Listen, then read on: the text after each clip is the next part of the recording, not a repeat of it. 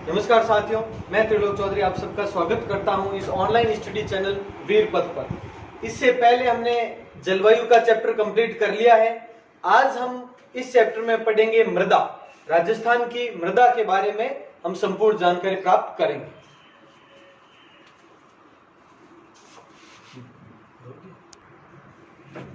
तो शुरू करते हैं मृदा के बारे में। मृदा की सामान्य जानकारी बहुत ही इंपॉर्टेंट फैक्ट्स है। ये ऐसे फैक्ट्स हैं जो सीधे एग्जाम में पूछे जाते हैं, तो ध्यान से सुने और समझे इनको। सबसे पहला पॉइंट, भूमि की ऊपरी सतह को मृदा कहते हैं। साधारण सा पॉइंट है, सबको पता है मृदा या मिट्टी, भूमि की ऊपरी सतह को मृदा कहा जाता है, सॉइल। मिट्टी के अध्ययन को क्या कहते हैं? पेडोलॉजी, यानी हिंदी में कहा जाता है मृदा विज्ञान। हिंदी में मृदा विज्ञान और इंग्लिश में कहा जाता है पेडोलॉजी। तो ध्यान रखना, पेडोलॉजी यानी मृदा विज्ञान। मिट्टी के अध्ययन को क्या कहा जाता है? सीधा सा क्वेश्चन बनता है। मृदा विज्ञान हिंदी में वो तो याद रह ही जाएगा, और पेडोलॉजी इंग्लिश में कहा जाता है। मिट्टी में ये दोनों पॉइंट ध्यान रखना, क्षारीयता की समस्या होती है और लवणीयता की समस्या होती है। प्रमुख दो प्रकार की समस्याएं हैं, क्षारीयता की समस्या, लवणता की समस्या।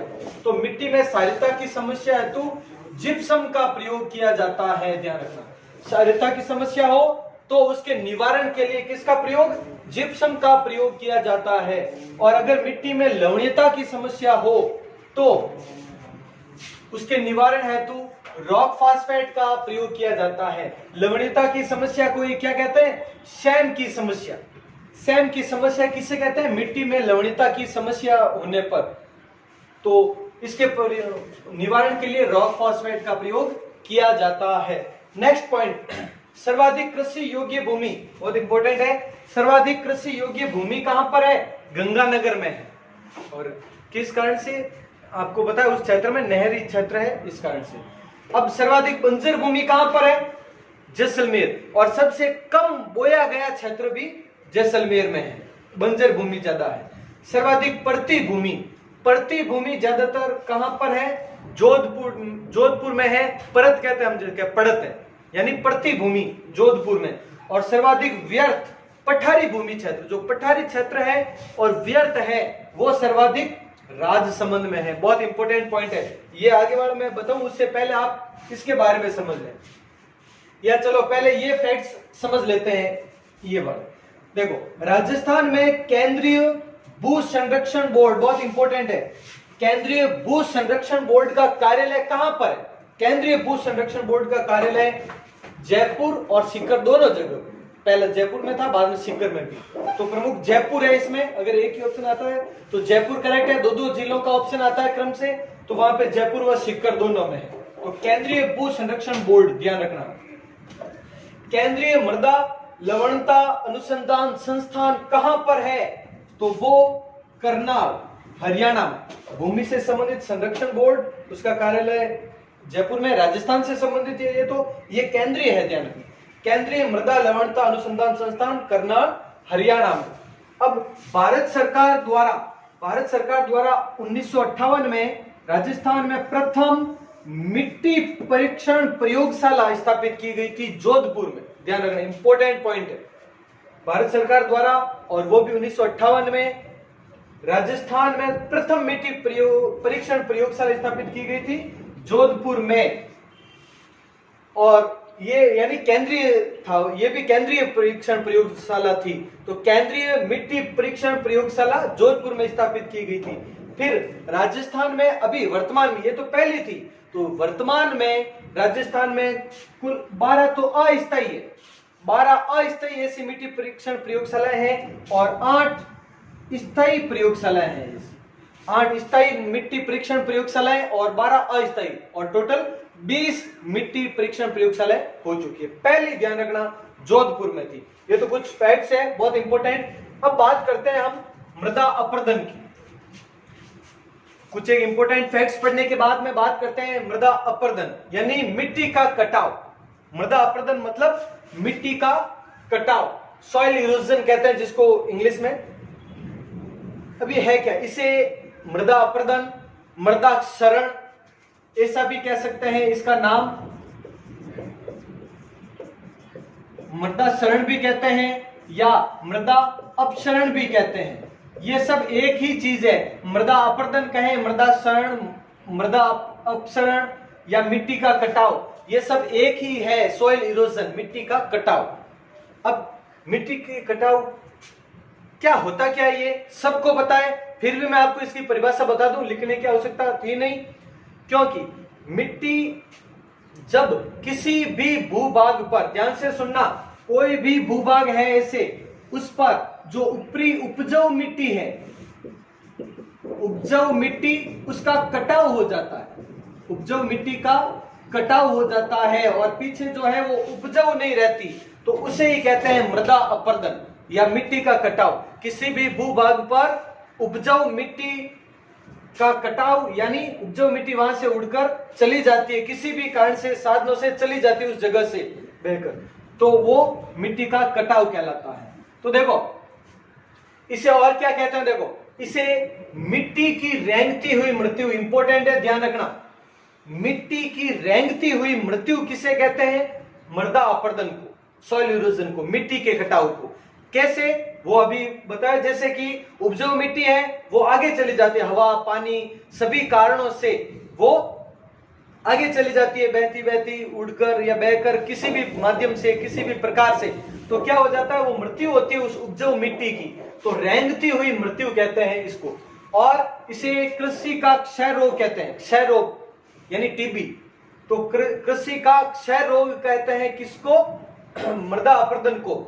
और कृषि का प्रथम शत्रु, क्योंकि उपजाऊ मिट्टी नहीं है तो वहां पे कृषि करने का कोई फायदा नहीं है, तो कृषि का सबसे प्रबल शत्रु, प्रथम शत्रु मृदा अपरदन को ही कहा जाता है, ये इसके उपनाम है, ध्यान रखना, इंपॉर्टेंट है तीनों, मिट्टी की रेंगती हुई मृत्यु, कृषि का क्षय रोग और कृषि का प्रथम शत्रु। अब मिट्टी के कटाव कितने प्रकार के हैं उसके बारे में ध्यान से समझना आप। मिट्टी के कटाव 3 प्रकार के हैं, जल अपरदन, वायु अपरदन, चादरी अपरदन, 3 प्रकार के। कैसे हैं, क्या है, उसके बारे में थोड़ा ध्यान से समझे आप। जल अपरदन यानी सबको पता ही है, जल अपरदन यानी पानी के द्वारा, पानी के द्वारा यानी नदियां वगैरह जो जितने भी है से जो कटाव होता है वो कहलाता है जल अपरदन। अब क्वेश्चन इसमें इंपॉर्टेंट ये है कि जल अपरदन कहां पर सबसे ज्यादा होता है, तो अगर पूछे क्षेत्र कि राजस्थान के किस क्षेत्र में जल अपरदन सर्वाधिक है, तो वो क्षेत्र होगा आपके दक्षिण पूर्वी क्षेत्र, दक्षिण पूर्वी क्षेत्र में।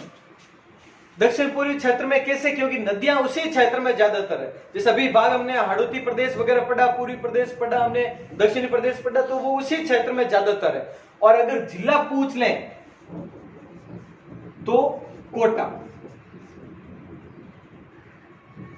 सर्वाधिक है, ये ध्यान रखना। अगर क्षेत्र पूछे तो दक्षिण पूर्वी क्षेत्र में मिट्टी का कटाव सर्वाधिक होता है नदियों द्वारा, पानी द्वारा जल अपरदन कहें, और इसको ही अवनालिका अपरदन भी कहते हैं, एक ही बात है।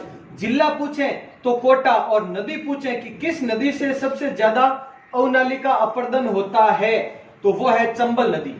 चंबल नदी से कोटा जिले में सर्वाधिक अवनालिका अपरदन होता है। जब तेज पानी बहकर आता है तो जो नदी क्षेत्र होता है वहां पर देखा होगा आपने, उत्खात स्थलाकृति बन जाती है। उत्खात स्थलाकृति का अर्थ होता है उबड़ खाबड़ आकृति बन जाती है जमीन की, तो वही जल अपरदन या अवनालिका अपरदन कहते हैं, इसी का उपनाम है, ध्यान रखना। जल अपरदन का ही उपनाम है अवनालिका अपरदन। अवनालिका अपरदन है नदियों द्वारा। तो ये हो गया पहला आपके जल अपरदन, क्लियर। अब दूसरी बात करते हैं वायु अपरदन की। वायु अपरदन क्या है, सबको पता है, हवा के द्वारा यानी वायु के द्वारा होने वाला मिट्टी का कटाव वायु अपरदन कहलाता है, ये सबको पता है, हवा द्वारा। अब इंपॉर्टेंट ये है कि ये सबसे ज्यादा कहां पर होता है, ये सर्वाधिक कहां पर है, तो आप समझ सकते हैं सर्वाधिक रेत कहां पर है, सबसे बड़ा जिला कौन सा है, जैसलमेर। जैसलमेर में सर्वाधिक वायु अपरदन होता है। सर्वाधिक वायु अपरदन कहां पर, जैसलमेर में होता है। अब और वायु अपर्दन क्या, बहुत आसान है, हवा द्वारा, वायु द्वारा मिट्टी का कटाव। अब तीसरी बात करते हैं चादरी अपर्दन। ये चादरी अपर्दन क्या है वो देखें।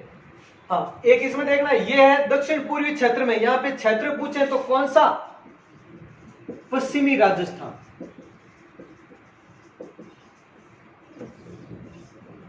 अगर क्षेत्र आ जाए किस क्षेत्र में, तो पश्चिमी राजस्थान में सर्वाधिक वायु अपर्दन होता है। और जैसलमेर जिले में, जो सबसे पश्चिमी जिला है, तो जैसलमेर जिले में सर्वाधिक वायु अपर्दन होता है। अब बात करते हैं चादरी अपर्दन की। यह तो आसानी से समझ में आ सकता है, जल अपर्दन मतलब पानी से कटाव, वायु अपर्दन यानी हवा से कटाव। लेकिन चादरी अपर्दन क्या है वो ध्यान से समझना। कोई भी पहाड़ी क्षेत्र है, पहाड़ी क्षेत्रों में तीव्र ढलान के कारण जो अपर्दन होता है, कैसे, पहाड़ी क्षेत्र है, इस तरह से कोई भी पहाड़ी क्षेत्र है, बारिश होगी, जैसे यहां पर बारिश हुई तो सामान्य क्षेत्र है हमारे यहाँ पर, बारिश होगी वहीं पर रुक जाएगा पानी, या थोड़ी सी ढलान होगी तो तेज पानी चलेगा तो वो थोड़ा थोड़ा कटाव होगा। लेकिन अगर वही ऊपरी क्षेत्र पर हो, किसी भी ऊपर पहाड़ पर हो, तो वहां पर पानी की गति क्या होगी, तीव्र होगी, अत्यधिक तीव्र ढाल होगी, तो पानी की गति भी तेज होगी, और उसी गति के कारण जो अपर्दन होता है वो कौन सा होगा, चादरी अपर्दन होगा। ऊंचे क्षेत्रों में जब बारिश होती है, नीचे जब पानी आता है, तो जो आकृतियां बन जाती है, जैसा अपर्दन होता है, अपन खाड़ा पड़गा है, तेज बारिश आवे, ऊंचा क्षेत्र है तो खाड़ा पड़गा, मतलब बीच बीच में जो भी आकृति बनती है उसको चादरी अपर्दन कहते हैं। अब चादरी अपर्दन सर्वाधिक है कि कहां पर, तो सर्वाधिक है ये, सबसे ऊंचा क्षेत्र कौन सा है अपना, सिरोही क्षेत्र, तो सर्वाधिक चादरी अपर्दन सिरोही में। एक और जिले की अगर बात करें तो राजसमंद, इसके बाद में अगर दो जिले ऑप्शन में हो तो उसके बाद में राजसमंद।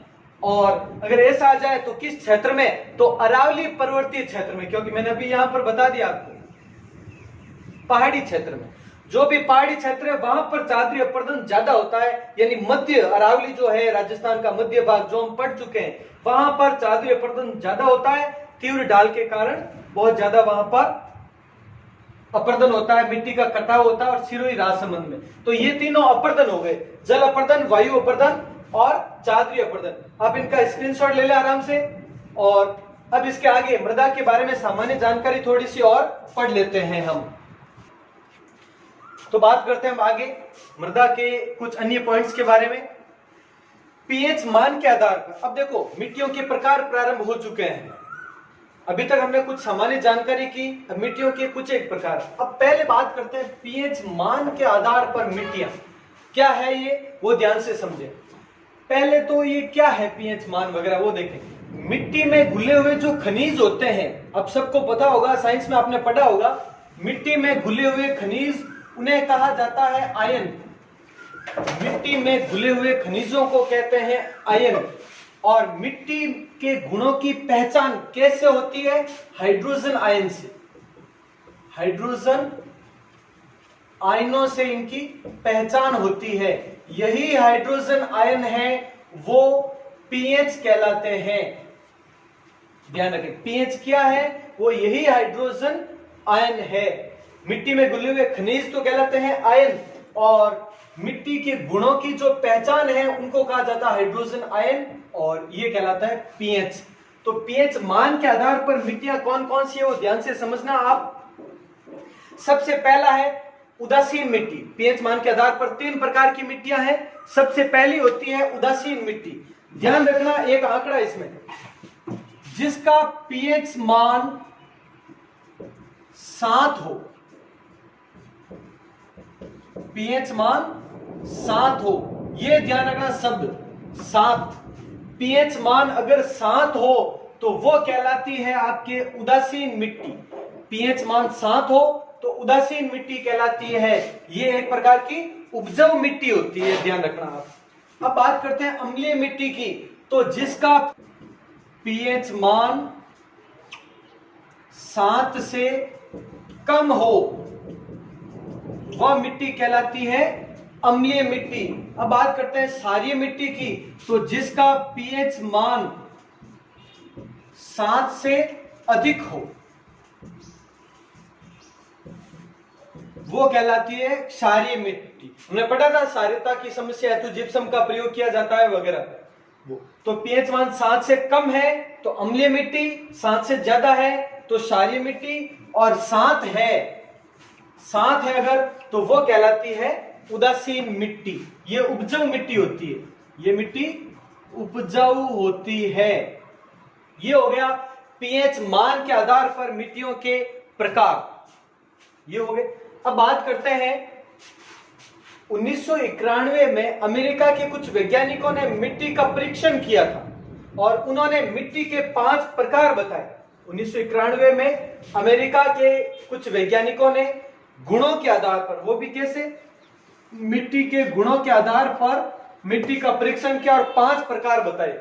जिसमें देखो उन्होंने बताया एक एरिडिसॉल्स, ध्यान रखना पूछा जाता है सीधा, एरिडिसॉल्स को कहा जाता है शुष्क मिट्टी, जलोढ़ मिट्टी, आर्द्र मिट्टी, पीली भूरी मिट्टी, काली मिट्टी, इस तरह से ऑप्शन में देते हैं। या फिर जलोढ़ मिट्टी को अमेरिका के वैज्ञानिकों ने किस रूप में बांटा, अल्फीसॉल्स। इस तरह से ये प्रश्न पूछे जाते हैं। एरिडिसॉल्स मतलब शुष्क मिट्टी, एंटीसॉल्स मतलब पीली भूरी मिट्टी, अल्फीसॉल्स मतलब जलोढ़ मिट्टी, इंसेप्टिसॉल्स मतलब आर्द्र मिट्टी, ये मिट्टियां, और वर्टिसॉल्स मतलब काली मिट्टी।